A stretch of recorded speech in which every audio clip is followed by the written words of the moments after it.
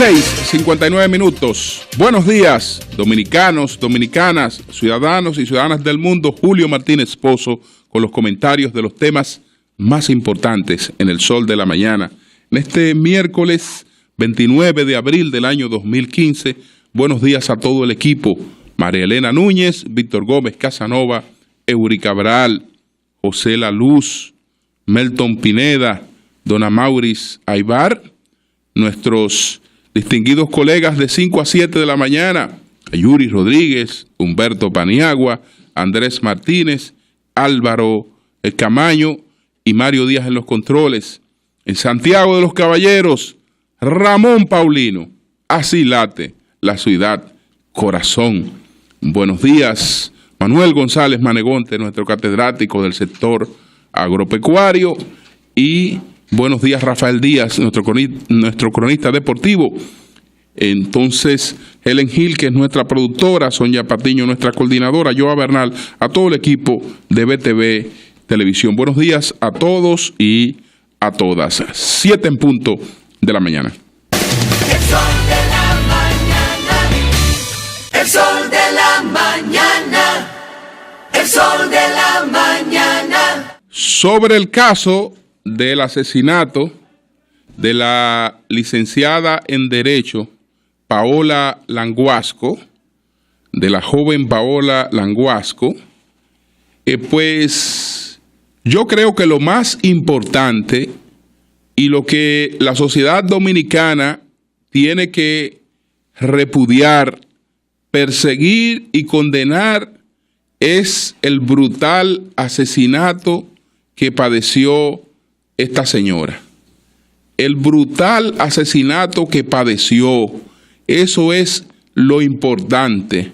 Cualquier otra cosa frente a esta carece de esa importancia. Entonces, ni los familiares, ni el Ministerio Público, pues deben entretenerse con cosas que no son el centro de lo que la sociedad debe aquí castigar. Lo digo porque siento pena por este debate entre la familia respondiendo al Ministerio Público, incluso con argumentaciones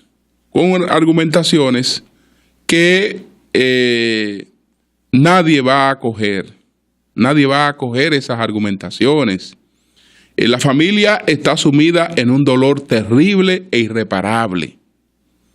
Entonces, a usted como padre, además de que le asesinan de manera tan salvaje a una hija, se la violan y se la asesinan de manera tan salvaje, además de ese dolor, pues un padre no quiere ver la reputación de su hija en cuestionamiento, pero ya son cosas que escapan a la voluntad de una persona. Yo creo que también el padre de Paola Languasco debe concentrarse en que se castigue el crimen perpetrado contra su hija. El crimen perpetrado contra su hija. ¿Por qué? El Ministerio Público planteó que se trató, la definición fue que le ha dado a este caso de un cruel feminicidio íntimo. Esto quiere decir que el Ministerio Público entiende que había una relación sentimental entre estas personas y que en ese crimen estaba involucrada una situación sentimental. Por el hecho de que la autopsia evidenció que Paola Languasco fue violada por varios hombres, ¿qué hipótesis puede construir usted? Si ella fue violada por varios hombres y si había una relación con el señor dominico español Ambiori Nepomuceno Rodríguez. ¿Qué habría pasado allí? ¿Qué habría pasado? Bueno, si estas personas a través de las redes sociales se conocen, empiezan a tratarse, establecen vínculos que conllevan esta convocatoria, si estas personas habrían tenido alguna vez algún otro contacto físico, lo que fuere, todo indica que ella sale a encontrarse con un hombre. Sale a encontrarse con un hombre. Ahora, aparentemente, este es un hombre de una conducta sexual distorsionada, y en vez de encontrarse con un hombre, se habría encontrado con otra cosa, probablemente con una orgía, con una cuestión orgiástica. ¿Por qué? Porque de otra manera, ¿cómo es que la violaron varios hombres antes de ser asesinada? Y estoy hablando por lo que establece la autopsia. Lamentablemente, hay cosas que la puede decir el padre, la puede decir la madre, muy adolorida, muy en su dolor, pero fuera de ellos, nadie las asimila. Nadie las asimila a que probablemente mi hija fue llamada para una consulta legal. Para una consulta legal. En una consulta legal, las abogadas van a darla a los apartamentos de los hombres. Es decir, la consulta legal, pero yo creo que el esposo de ninguna abogada le puede decir, mira mi amor, tengo que ir a dar una consulta legal a un cliente que me está invitando a su apartamento para yo irle a dar una consulta legal a su apartamento. Eso nadie lo asimila. Es decir, una dama, y una dama sobre todo adulta, que toma sus decisiones, cuando va al apartamento de un hombre que la está convocando, que ella no tiene recursos para trasladarse por su propio mecanismo, y ese hombre le dice, ven que yo te doy aquí el dinero del taxi que tú vas a tomar. Evidentemente que si no tiene una relación íntima con esa persona, está próxima a tenerla o está en camino de tenerla. Porque yo creo que hasta una niña que le planteen eso, sabe realmente qué es lo que le están planteando y qué es lo que le están, y cuáles son las pretensiones y qué es lo que le están proponiendo.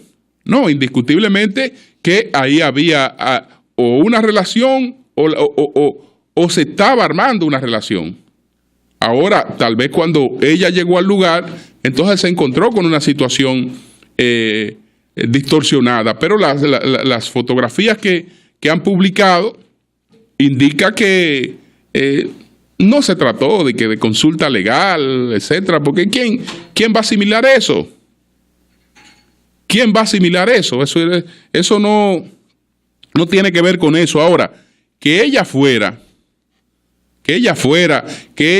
estuviera, digamos, en la decisión de tratar a esa persona, de conocer a esa persona, de empezar a entenderse sentimentalmente con esa persona, para ver qué le podía deparar el futuro con una persona como esa que ella desconocía, que tal vez su mayor conocimiento era a través de las redes sociales. Eso es otra cosa.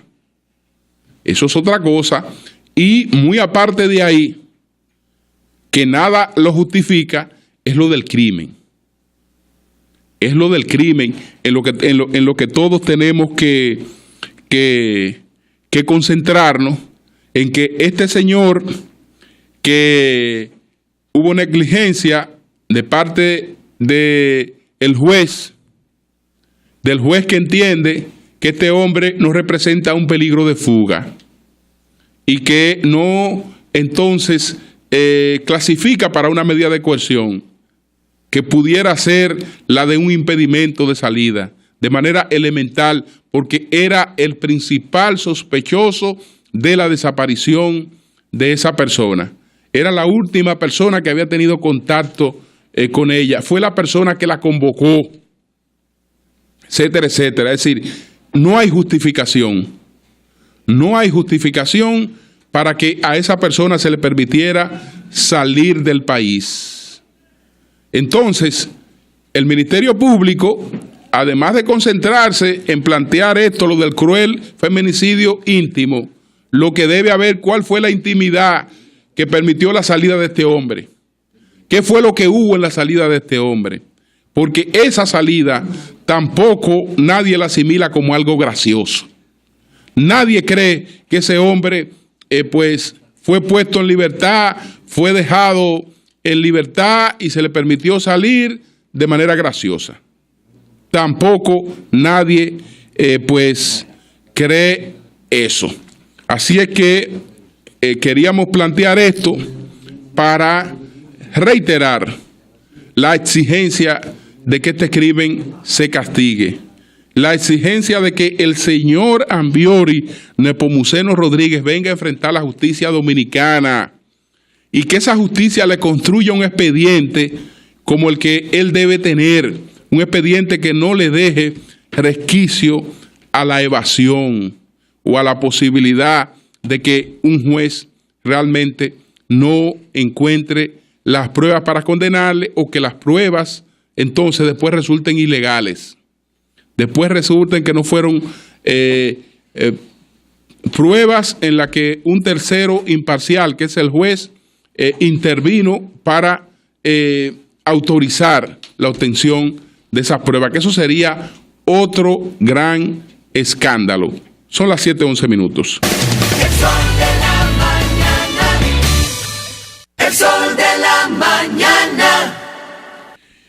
Cuando se analiza lo que está ocurriendo actualmente en Baltimore y uno recuerda lo que ocurrió en el 2014 en Missouri y después de Missouri se reeditaron algunos acontecimientos similares y Missouri prácticamente encendió a Estados Unidos, como puede hacerlo el caso de Baltimore, además de las reacciones que está provocando en el caso de Baltimore, que corresponde al estado de Maryland.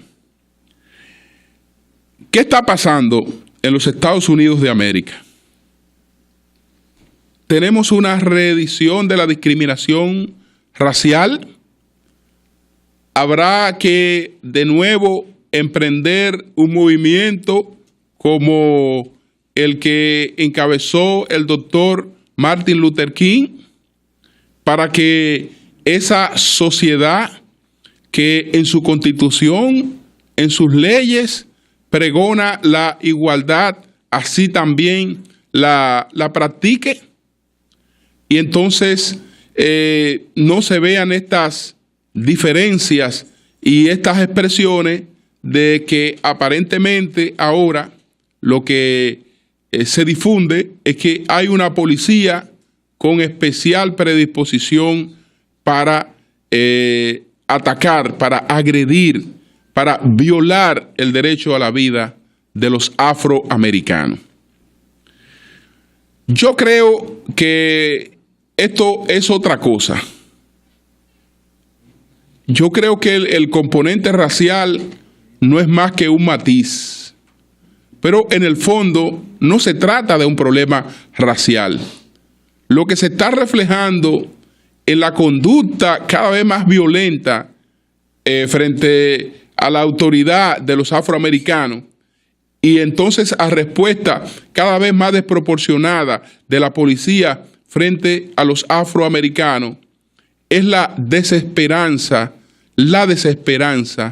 que ha destruido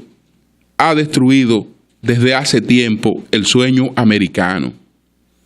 Es la desesperanza lo que se está expresando de esta forma en los Estados Unidos de América, que siempre fue una sociedad de oportunidades, que siempre fue una sociedad de crecimiento, que siempre fue una sociedad en la que el valor del trabajo era una vía de progreso. Entonces, esa sociedad hoy es una sociedad sin esperanzas. Estamos hablando de la principal economía del mundo, pero así como es la principal economía del mundo, de las economías desarrolladas, es la que tiene los mayores grados de desigualdad, y esa desigualdad se expresa de esta forma. Se expresa de esta forma. Entonces, uno puede ver así algunos datos que explican lo que está pasando en Estados Unidos. Señores, la situación del ingreso, en vez de mejorar, ha empeorado para los más pobres. Una persona que tenía ingresos en el año de 1983, que estaba por debajo de los niveles de pobreza, con $11,400, y eso estaba por debajo de los niveles de pobreza, hoy sigue por debajo de los niveles de pobreza, pero con $9,300. Entonces, mientras los ingresos de los más pobres se han multiplicado hacia la baja, es decir, lo más pobre, por ejemplo, lo puedo ver en una escala de la clase media frente a los sectores de mayores ingresos. El ingreso de la clase media estadounidense en los últimos años es 7 veces menor, mientras que el ingreso del 1% de la población estadounidense es 7% mayor. Pero no es que el que menos gana 7 veces más, que el que más gana 7 veces más que el que más gana, no. Es que esa brecha, que era de por sí amplísima, lo que ha hecho es que se ha ampliado muchísimo más. Se ha ampliado muchísimo más. Por ejemplo, ¿por dónde anda el ingreso anual del 1% de la población estadounidense? Estamos hablando de que el 1% de la población está por encima de los $639,000 anuales. $639,000 anuales. Mientras hay una clase media que anda por los $96,500 anuales. Señores, ¿usted sabe cuál es la clase media en Estados Unidos en estos momentos? Que uno no lo percibe, porque nosotros lo que uno percibe a simple vista es que quien es pobre en la República Dominicana, quien está por debajo de los niveles de pobreza en República Dominicana o en Haití, es 15 o 20 veces más pobre que el que está por debajo de pobreza en Estados Unidos. Y entonces uno ve que aquella es una sociedad menos desigual en ese sentido, porque usted dice, bueno, es que el que es pobre allí tiene las posibilidades de cosas que el que es muy pobre entre nosotros no tiene. Pero, señores, es una sociedad bestialmente desigual. Es una sociedad en la que hoy el que nace pobre muere pobre. Es una sociedad en que ni pobre ni clase media puede costear los estudios universitarios de un hijo. Tiene oportunidades. Hay estados que tienen excelentes universidades y las personas que nacen en esos estados, que son residentes legales en esos estados, pueden tener oportunidad de ir a esas universidades estatales. Pero esos son casos aislados. Esos son casos aislados. La otra oportunidad de estudio, la única oportunidad de estudio que tiene un pobre de colarse en una universidad pues de las principales es son sus, digamos, el promedio de sus calificaciones. Entonces hay una parte minoritaria de la población que por esta vía alcanza niveles de oportunidad. Y uno puede verlo reflejado en el hecho de que un afroamericano en Estados Unidos es hoy nada más y nada menos que el presidente de los Estados Unidos. Pero el hecho de que un afroamericano sea presidente de Estados Unidos no expresa cambios en esa sociedad en relación con los niveles de desigualdad.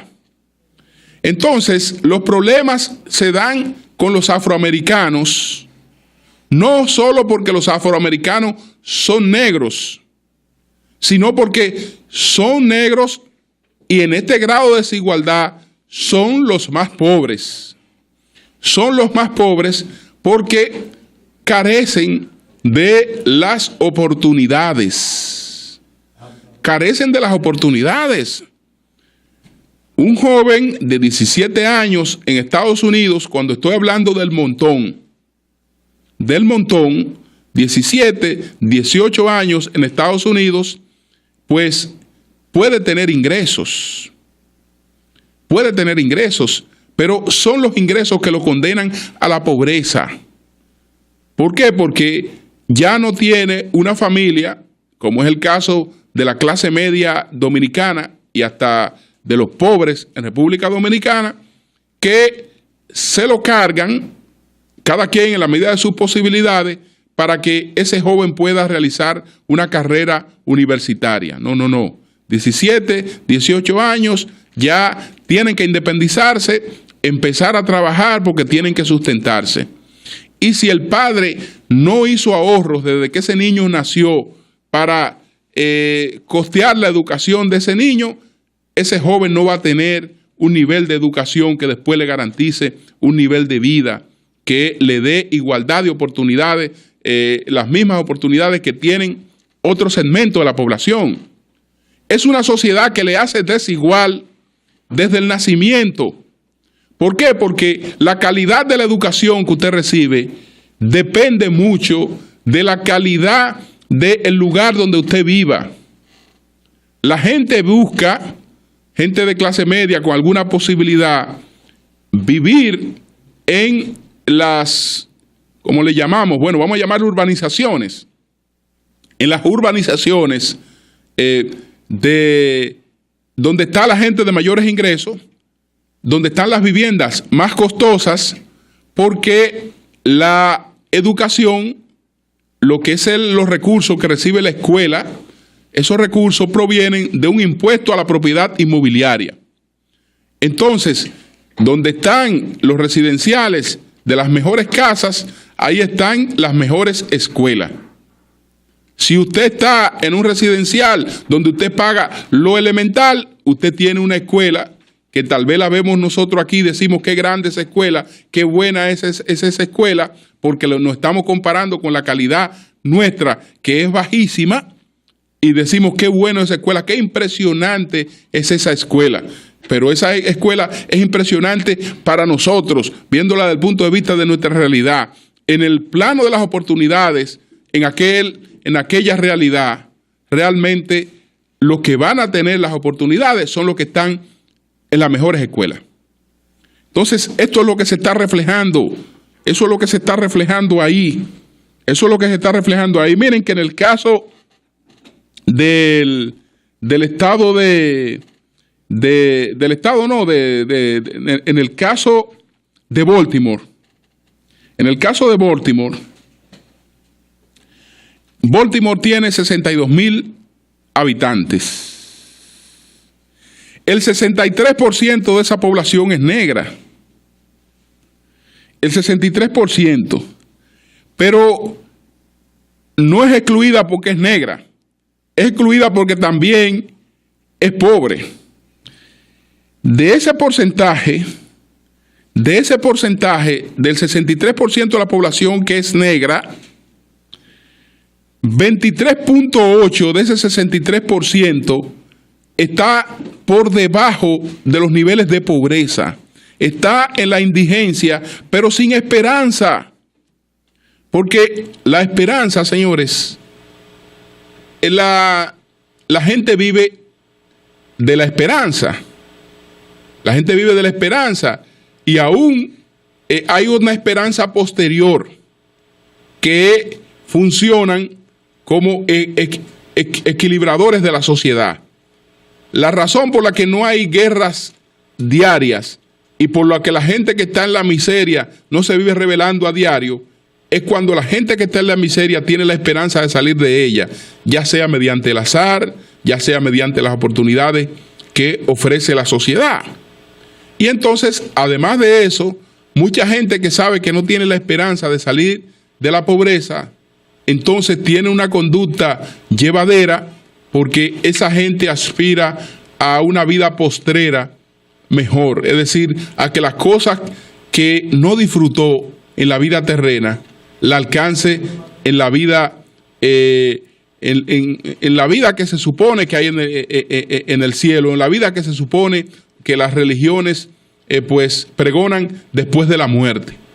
Pero si esos factores desaparecen, si la esperanza de mejoría en la tierra desaparece y eso no es tan sólida la esperanza de una vida posterior después de la muerte, lo que nosotros vamos a tener es lo que Estados Unidos está empezando a tener y a vivir: el caos. El caos total que sale de esa desigualdad que esa sociedad no enfrenta. Que esa sociedad no enfrenta porque todas las estructuras que tiene, incluyendo las estructuras políticas que tiene Estados Unidos, están diseñadas para la promoción de la desigualdad. Y si esa sociedad no cambia, no va a ser el modelo democrático. Si esa sociedad no cambia, realmente terminará siendo el reflejo de lo que representa el caos, y nadie sabe qué alcance termine teniendo una especie de poblada total en aquel país, que es lo que se está viviendo de manera parcial con los casos de Baltimore y con los casos que ya vimos en su tiempo en Missouri. El sol de la mañana, el sol de la mañana, el sol de la mañana. Ayer se produjo la reunión de la comisión que está a cargo de la redacción del proyecto de reforma constitucional y el bloque de diputados del Partido de la Liberación Dominicana. Algunos medios titulan en el día de hoy que la comisión no pudo convencer. Vamos a buscar un titular, creo que el titular del periódico del Nuevo Diario dice: Comisión para Reforma no logra sofocar rebelión, diputados PLD. Hay otros titulares que apuntan por esa misma onda.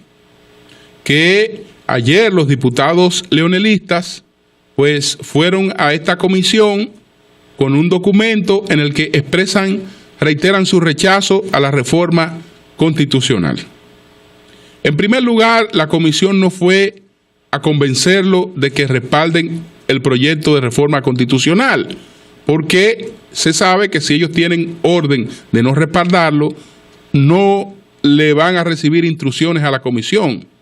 No es esa comisión la que le da las instrucciones. Las instrucciones ellos las recibieron el día antes en la reunión que hicieron en Funglode con su líder, que es el expresidente Leonel Fernández. De manera que esa comisión sabe que su rol no era irle a convencer de una cosa distinta a la que ellos pactaron o acordaron con su líder, el doctor Leonel Fernández. La comisión fue a presentarle el proyecto. cumpliendo con una obligación, con un deber. ¿Por qué? Porque después estos legisladores no pueden alegar que no fueron tomados en cuenta, que no se le presentó ese proyecto.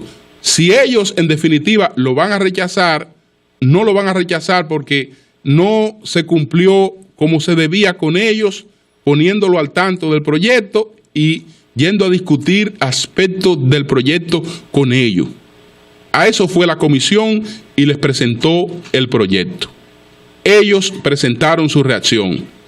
Hoy está pautada la misma reunión con todos los senadores del PLD. Esa comisión le presenta el proyecto y de seguro que si esta fue la línea trazada a los diputados, será la misma línea que se le habría trazado a los senadores.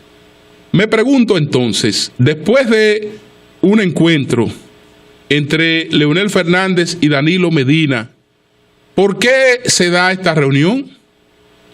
Me imagino que ambos sabían lo que iba a pasar en esa reunión. Y entonces me pregunto, ¿cuál es la función de la reunión? Y en política uno tiene que andar con cuidado porque a veces las cosas tienen una apariencia y hay una realidad distinta. Lo más inteligente, desde mi punto de vista, es que esto se pactara, esto se acordara, porque los leonelistas fueron porque le dieron instrucciones de que iban a ir. Y la actividad se convocó porque se sabía que ellos iban. Y si sabía que ellos iban fue porque hubo conversación. Y que las reuniones se iban a dar con la asistencia de todos. Y ya eso es un punto. Ya eso es un punto. Entonces, ¿por qué se dan las reuniones? Bueno, vamos a suponer que estos son dos estrategas políticos con una gran inteligencia y ellos habrán entendido, bueno, como lo que se dio en el comité político fue aplastante, vamos a tener un cumplido para demostrar que la situación del expresidente Leonel Fernández en el PLD no es aplastante. Que si hay reforma, habrá reforma porque él decidió que hay reforma. Y entonces ahí está el cumplido. Muestra tus músculos, muéstrale a la sociedad que tú eres el que tiene la fuerza para apoyar o rechazar una reforma constitucional y lo que ocurra aquí finalmente va a depender de tu generosidad. Y bueno, ahí hay un cumplido. Ahí hay un líder que demuestra que no es por debilidad, que termina cediendo, que termina cediendo por la unidad de su partido. Eso puede ser uno de los propósitos, porque les repito, ninguno de los dos son tontos y la propia comisión y todo el mundo sabía lo que iba a pasar, porque lo que iba a pasar allí fue lo que se pactó el día anterior y ya se sabía cuál era la posición que llevaban. Es decir, por algo se hizo la reunión. Por algo se hizo esa reunión, por algo se hizo. Y ese puede haber sido uno de los aspectos de lo que, por lo que se haya hecho la reunión. La otra hipótesis, bueno, no fue por eso. No fue, vamos a hacer estos encuentros, vamos a dar la satisfacción de que esta gente opinen, que se desahoguen, que hablen y que muestren su fortaleza. ¿Por qué? Porque esos diputados y esos senadores saben una cosa.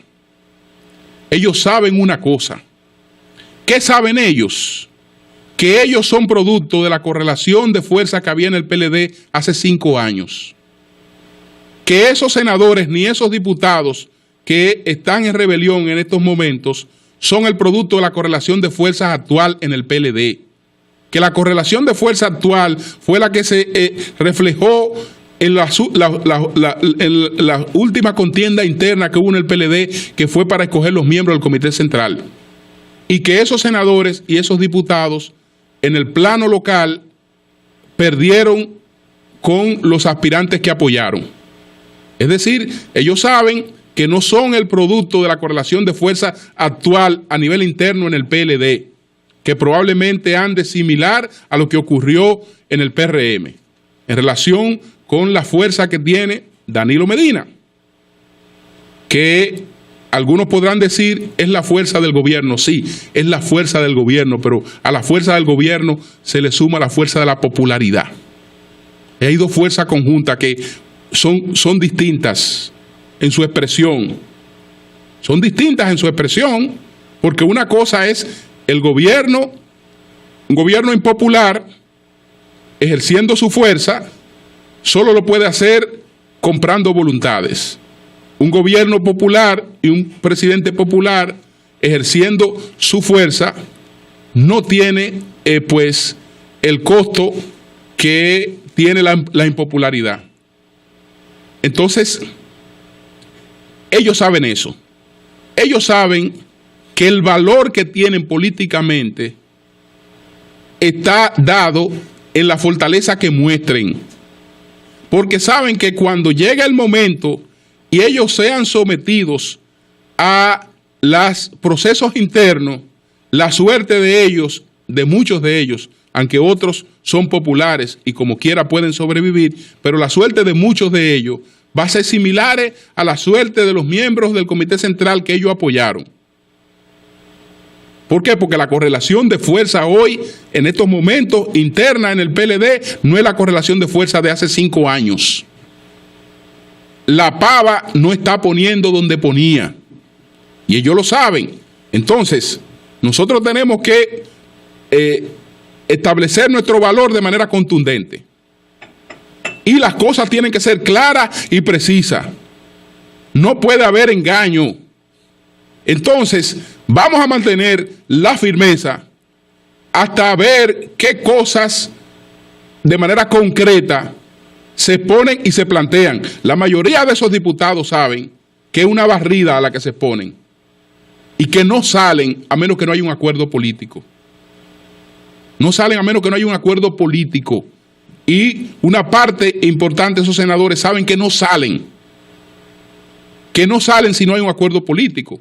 Ahora, no es que a mí me lo ofrezcan de boca, es que garantías hay. Entonces se está hablando de que cómo tú me garantizas esto, de actos notariales, notarizados, de una serie de salidas que tendrían que proyectarse, porque hay gente que tiene el temor de que una vez reciban mi voto, entonces ya yo no voy a tener el valor que yo tengo ahora. ¿Por qué? Porque la correlación de fuerza es otra. Yo no salgo electo como diputado porque no voy a salir electo en las primarias de mi partido. La correlación de fuerza que me trajo aquí es distinta a la que hay ahora. Eso lo sabe todo el mundo. Entonces, eso podría ser otra cuestión. Vamos a establecer claramente cuál es nuestro valor, porque pasada esta coyuntura, nosotros no tenemos el mismo valor.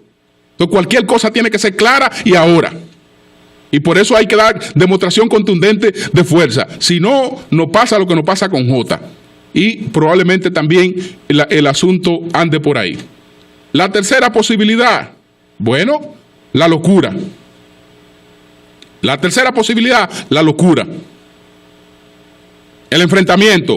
Vamos nosotros a ser quienes detengamos a Danilo Medina. Nos le pongamos en el medio y le demostramos nuestra fuerza y lo detenemos. Lo detenemos. Usted no es nadie sin nosotros. Es más, usted no va para parte. Y ya usted terminó. Usted se va de ahí. Punto. Y nosotros lo sacamos de ahí. Ah, perfecto. Esa es la locura, porque ya todo el mundo sabe lo que eso implica. Eso tendría una respuesta. Leonel Fernández hace rato que sabe que no es candidato del PLD.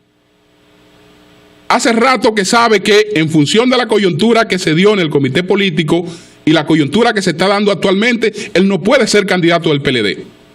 Eso sumado a la más alta tasa de rechazo que tenga político alguno. Es decir, es sumado eso a las circunstancias actuales y a lo que ocurrió en el PRM. Entonces, bueno, como yo no puedo ser candidato, tampoco que lo sea Danilo Medina. Y punto.